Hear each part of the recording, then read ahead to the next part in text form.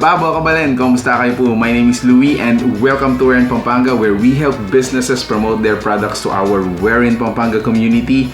For today's vlog, this is our third time to feature Jay's Waffle House. So naging suki natin siya. Just to let you know guys that this is a featured video. More than a review, it's actually a highlight of their products. Now, talking about their products, these products, ito po yung mga nahuli last time na nasend nila sa atin yung mga ibang products pa nila. And grabe, every time we receive these kinds of products from them, we always enjoy them. What a great way to enjoy yung mga favorite dishes natin like burgers, chicken, yung mga bacon with waffle burgers or waffle sandwiches. On our table, in the middle, so meron silang pinadala sa atin na buffalo wings. So this is the buffalo wings. This is just 189 pesos guys. So meron tayong garlic sauce. Oh wow. Oh, that's hot. That is hot. And I like it. I super duper like it. Come on, huh? You know what? Those who are aspiring mukbang vloggers, I encourage you to check this out, no? So make sure to contact them how you can avail this. Ang sarap po nila na imukbang talaga. And also, if you are looking to, you know, find ways to invest your money, why not do franchise with them? So they are looking for partners dito po sa Angeles, sa San Fernando, anywhere you are. Just make sure to contact them, message them because they are looking for partners, mga franchisers din po. So next product na gusto nilang patikim sa atin is the crispy chicken. So it has two flavors. So the first one is the garlic sauce, which is this one, and then the other one is cheese. I mean, look at that. That is oozing with cheese. Ayan guys, so I'm gonna try this one and I'm also gonna bite that one para fair. Okay, tikman natin. Oh wow, I like the onion. Parang siyang pickled onions, no? It's very crispy, parang caramelized siya. And then cheese. I like the cheese. Well, the chicken itself, it's very tender, it's not dry. Plus, you're gonna have the usual vegetables like tomato, lettuce. Okay, one last bite and then I'll transfer it to the other one. Imagine guys, for 135 pesos, I mean, this is very sufficient for a single order, a single person, I mean. Pero if it's shareable, sulit na rin actually. Yeah, so this one is white sauce or garlic mayo. Oh wow.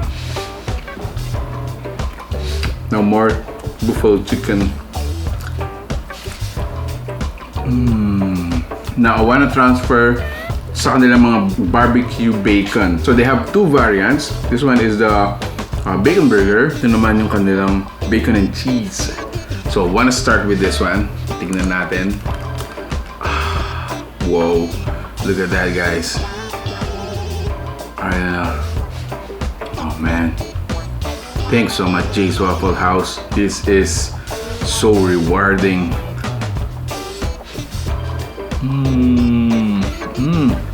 Sarap ng sauce niya. Wow, grabe. We get the smoky aftertaste dun sa barbecue bacon natin, and then the barbecue sauce, absolutely great.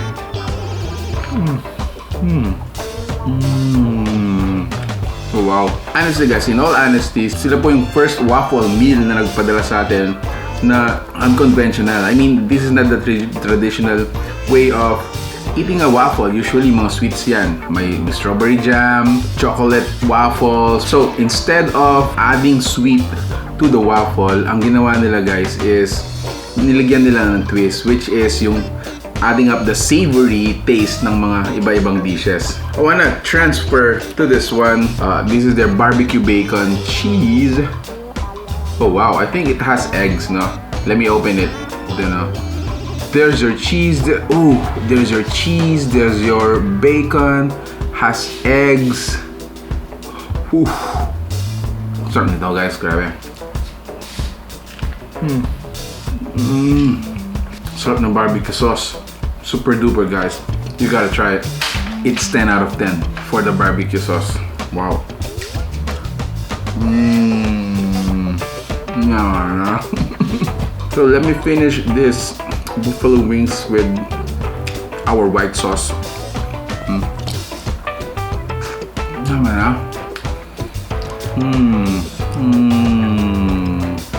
Oh, wow. Guys, for those of you who are looking for an alternative way to enjoy your waffles, they do serve this na waffle with a twist. Jay's Waffle House. So we're gonna be flashing the fan page as well as tagging po yung fan page nila dun sa caption natin below. If you're interested to do business with them, start franchising with them. So they are looking for you guys. If you're from San Fernando, Angeles, Mexico, anywhere in Pampanga, make sure to contact them. So there you have it, guys. If you like the food you saw in this video, please give it a thumbs up. Share it with your friends. I'm gonna share this with the rest of my family. Thank you so much for watching We're in Pampanga. Until our next video. Peace out. Bye, guys.